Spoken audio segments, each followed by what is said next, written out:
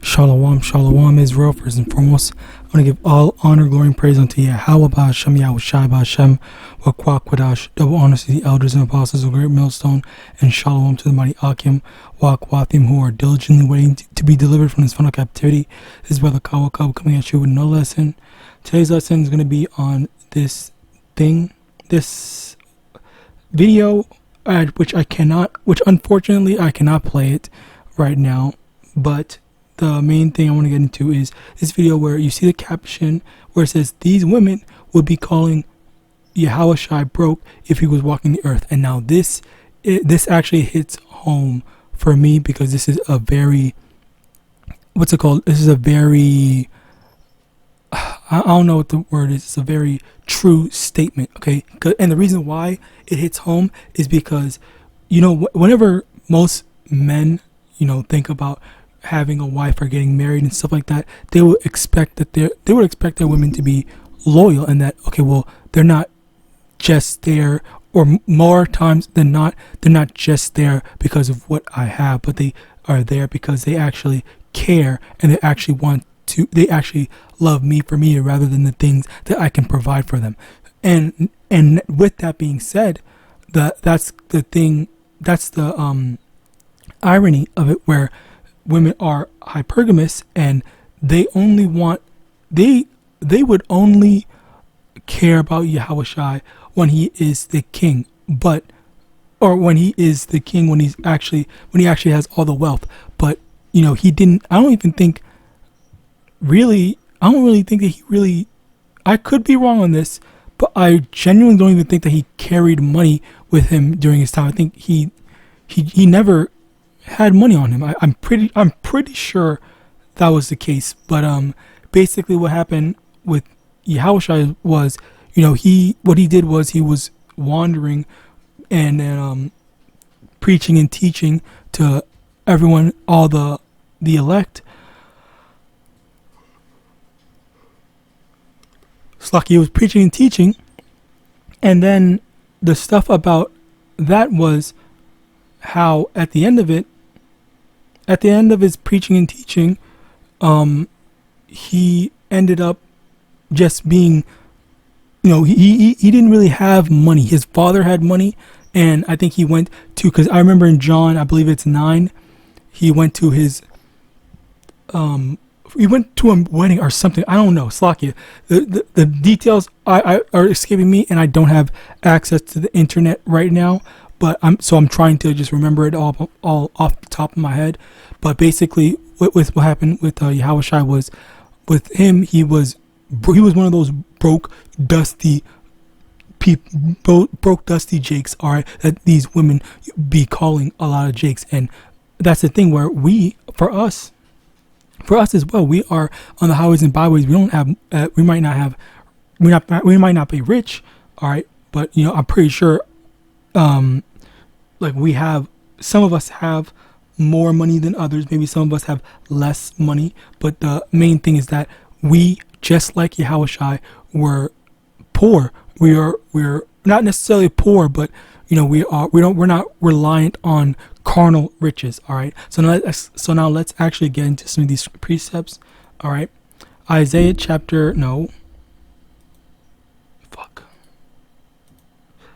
Matthew chapter 19 verse 23. Then said Yahawashi unto his disciples, verily I say unto you that a rich man shall hardly enter into the kingdom of heaven. So that's basically the thing where a rich man does not have good odds in terms of getting into the kingdom, simply because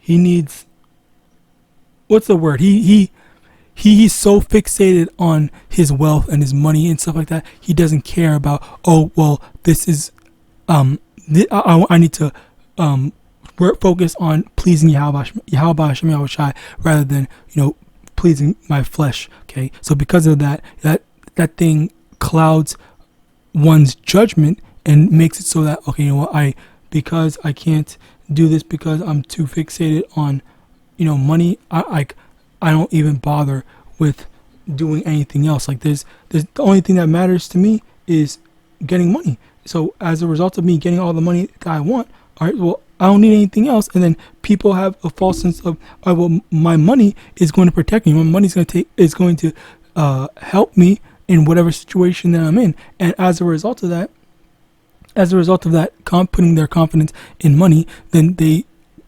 basically end up being confounded, because that was another thing where I forgot where it is exactly, and I can't search it. But well, actually, I can search it. Bear with me one moment, because I have the Bible app on my phone. I'll read it since I cannot get it on my computer. I need to download the app on my computer.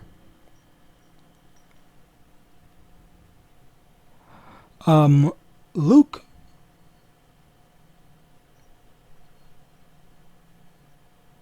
chapter 12 verse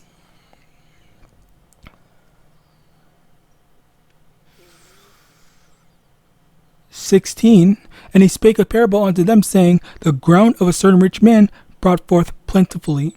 All right. And he thought within himself, saying, what shall I to do, because I have no room where to bestow my fruits. Basically, there was this rich man that he had so much than what his storehouses were able to hold. All right. So what he did was, verse 18, and he said, this will I do. I will pull down my barns and build greater, and there will I bestow all my goods and my fruits and my goods. And I will say to my soul, soul, thou hast much goods laid up for many years. Take thine ease, eat, drink, and be merry. But Yahweh said unto him, thou fool, this night thy soul shall be required of thee. Then whose shall those things be which thou hast provided? And that's basically the thing where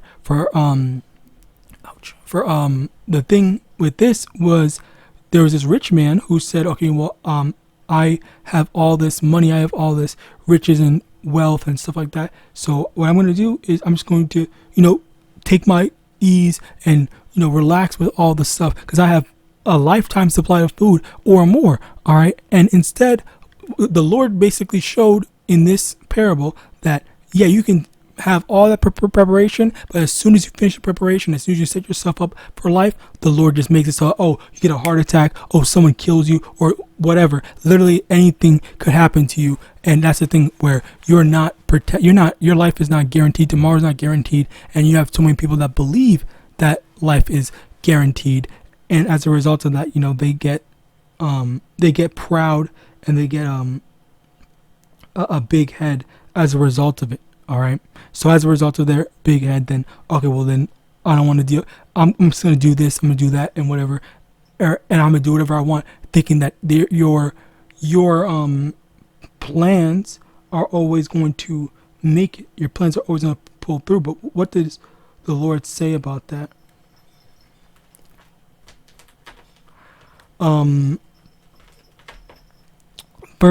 James chapter 4 verse 13, go to now, ye that say, today or tomorrow we will go into such a city and continue there a year, and buy and sell and get gain, whereas ye know not what shall be on the morrow. For what is your life? It is even a vapor that appeareth for a little time, and then vanisheth away. For that ye ought to say, if the Lord will, we shall live and do this or that. So that's basically the thing where, with YAHAWAH and MANASHAH, it is not something that is guaranteed. It's something that, okay, does the Lord allow? Is the Lord going to let this happen? Or does the Lord have plans to, stop this, do this, or allow this to happen, and then, make you suffer the consequences of whatever wickedness that you did? All right. So these are the things that you have to take into account. All right. So yeah, that was some things, but let me also continue on. Isaiah 3 verse 12, for as for my people, children are their oppressor, and women rule over them. O my people, they which lead thee cause thee to err, and destroy the way of thy paths. But basically, children are our oppressors, and children are a major issue. Major issue, not in a traditional sense, but in a sense of child support as a result of the women. So while children are definitely definitely a blessing. How it is to the complications that come with looking after children, and the either the system or a bitter woman, keeping your child away from you, that could lead into the degradation of your child's mental health, your child's physical health, or just your child's life in general. All right. So, but yes, basically, going back to the original topic, it's because we don't have these things of stability. All right, because we are in captivity, that women would definitely that women call us broken, dusty, and on top of that, the thing is that when Yahawashi walked the earth, you have all these Christian women that say, "Oh yeah, I love Jesus, I love this, I love that, whatever." But in actuality, like if Yahawashi was actually walking the earth the exact same way right now, then they would not be messing with him. They would be saying like, "Ew, who's this dusty dude or this dusty Jake or whatever?" Like these are the type of stuff that they would be doing, and that's the thing. You have to understand that we are basically ambassadors / mouthpieces of YAHAWAH. So we are coming in the same spirit. We're supposed to be doing the exact same thing of what Yahawashi did. So when they are insulting us, they are basically insulting Yahawashi, because we're basically copying Yahawashi, because Yahawashi went out and taught, but he did more. He did more than just talk. I'm pretty sure like he just always was like what's the word, like moving around. I don't think he ever stayed in one spot, because I remember he went on the boat and stuff like that. Like these are these different types of stuff. All right, like this is some very heavy things. All right. Luke chapter 6 verse 24. But woe unto you, 21. Blessed are ye that hunger now, for ye shall be filled. Blessed are ye that weep now, for ye shall laugh. Blessed are ye when men shall hate you, and when they shall separate you from their company, and shall reproach you, and cast out your name as evil for the Son of Man's sake. Rejoice ye in that day, and leap for joy, for behold, your reward is great in heaven. For in the like manner did their fathers unto the prophets. But woe unto you that are rich, for ye have received your consolation. Basically, the people that are suffering, that are in poverty now, we're going to be living it up, we're going to be enjoying, we're going to be happy and whatnot. Whereas the people that are enjoying life now, prospering and whatnot, then they don't have to worry. They're going to have to answer for all that stuff, because not necessarily answer. I think that's a improper term. The proper term would be like, if you're rich now, more than likely, I'll say 99%, 99% chance you receive a consolation prize, as in like, here's this thing because you were not chosen for the kingdom of heaven. You were not chosen for the actual grand prize. So I'll give you this as a settlement, so you can just back off or fuck off or whatever. All right, that's basically what being rich now is. All right. Next, Proverbs 13 verse 7. There is that maketh himself rich, yet hath nothing. There is that maketh himself poor, yet hath great riches. This is in spiritual and carnal wealth, okay? As in reference to Matthew chapter 6, verse 19 to 21, okay, where we are trying to lay up treasures for ourselves in the kingdom rather than laying up for ourselves treasures on earth. Because when we lay up treasures for ourselves on earth, then okay, that's a different thing. We don't want to handle that. We want to go through all that stuff. We want to focus on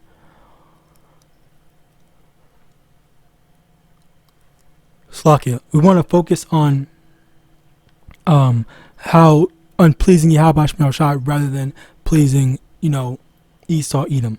All right. Next, Deuteronomy 8 verse 3. And he humbled thee and suffered thee to hunger, and fed thee with manna, which thou knewest not, neither did thy fathers know, that he might make thee know that man doeth not live by bread alone, but by every word that proceedeth out of the mouth of the Lord doeth man live. Basically, we are supposed to be trying to strive to live off of necessities and not necessarily above our needs. All right, which women tend to want to live above their needs a lot of times. All right. Next, Proverbs 30 verse 7. Verse 8, Slakia, remove far from me vanity and lies. Give me neither poverty nor riches. Feed me with food convenient for me, lest I be full and deny thee, and say, who is the Lord? Or lest I be poor and steal, and take the name of my power in vain. That's basically the thing where, for us, we are only supposed to be focused on, okay, do we focus on